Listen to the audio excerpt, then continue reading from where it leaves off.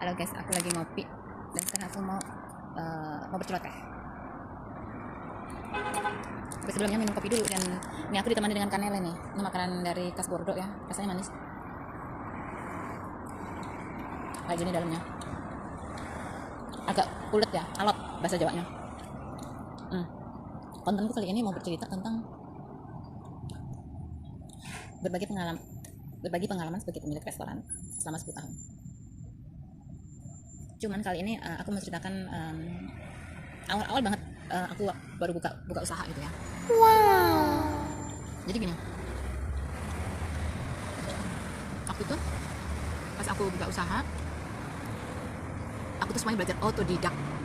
Semua administratif itu belajar otodidak. Ya aku nggak ngerti ya kenapa aku bisa ya. Ya nggak paham aja. Karena untuk ukuran orang Prancis aja itu udah wow banget ya kan. Dan apalagi untuk orang asing macam aku ya, yang bahasanya bukan bahasa Prancis ya kan. Dan aku juga waktu itu aku baru 6 tahun tinggal di sini. Bayangin aja. Aku tuh umur 6 tahun itu sudah berurusan dengan notaris, sudah menguasai bagaimana menguasai birokrasi ya, bagaimana membuat satu usaha. Aku udah paham 6 tahun di Prancis. Padahal aku tuh nggak punya basic sama sekali di dunia usaha sama sekali. Tapi suka itu dari kecil, emang saya suka ya. Jadi ya aku otodidak aja nyampe sini tuh aku ngeliat mantan suamiku kerja itu gimana, terus aku dulu juga kerja di restoran itu kayak gimana. Jadi saya pelajari, bukan niat belajar sengaja, enggak, jadi karena terbiasa dan paham sendiri gitu loh. Dan di kepala aku waktu itu hanya aku ingin punya restoran itu aja. Karena kalau bakery aku juga suka sih, cuman aku ngeliat waktu itu mantan suamiku kerja, ya ampun, nggak ada waktu ya, malam juga harus bangun karena kalau tiba-tiba ditelepon karyawannya ya harus benerin itu mesin ya. Aduh ya ampun, yang mesin segede itu harus manjat-manjat, harus ngebersihinnya nggak gampang loh ya. Belum lagi kalau misal dan rusak, sering mogok ya mesinnya gitu aja. Jadi kayaknya bukan pekerjaan yang cocok untuk seorang wanita kalau menurut aku. Kalau restoran masih oke lah ya, berat, tapi nggak pakai mesin-mesin yang besar-besar dan rumit seperti itu ya, beda. Ya udah, akhirnya aku nyoba sendiri aja ya kan, nekat.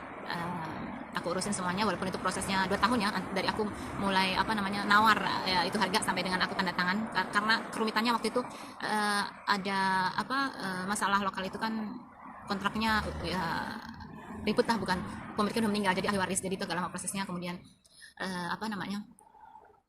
untuk masalah pengacara juga ya, waktu itu kan saya nunjuk pengacara untuk proses tanda tangan gitu loh. Tapi akhirnya saya ganti notaris karena pengacara ini ya nggak cocok aja ya kan. Nah, oke, jadi kembali semula setelah saya semuanya beres ya, sudah semacam pekerjaan udah selesai, udah dicat semuanya, udah jadi. Akhirnya saya punya akunting, dan akunting ini entah gimana ceritanya dia tuh mendeklarasikan satu karyawan tukang masak gitu loh. Tiba-tiba sebulan kemudian ya, 2 bulan ya sekitar itu, saya terima dari URSAF ya. Itu URSAF itu semacam apa sih, lembaga kayak Departemen Tenaga Kerja kali ya. Iya, saya suruh bayar, padahal baru 2 bulan ya, itu baru casnya aja satu karyawan 3.500. Wah, kepala saya pening, loh ini gimana, ini baru 2 bulan kok 3.500, dan saya nggak pernah mendeklarasikan satu karyawan. Saya telepon ke akunting saya waktu itu, dan ternyata akunting saya salah bikin laporan ya kan. Dia bilang udah nggak usah, tenang aja, nanti saya akan modifikasi kalau anda itu kerja sendirian, nggak ada tukang masak. Iya, tolong dimodifikasi. Tapi setelah itu saya langsung kepikiran, casnya 3.500 itu untuk full time ya. Bayangin aja tuh, casnya aja, belum karyawan, belum gajinya dia sebulan. Gaji seorang tukang masak ya minimumnya yang paling rendah itu ya 1.500. Kebayang nggak? Itu belum suplemen ya, kalau misalnya dia jam-jam untuk suplemen kita nambah lagi gitu loh. Kebayang nggak loh, sebulan harus sekitar berapa tuh? 5.000. Ya kalau misalnya punya satu karyawan ya sama aja. Waktu itu saya harus keluar uang 5.000 itu tanpa jam suplemen. Kebayang nggak? No, no, no.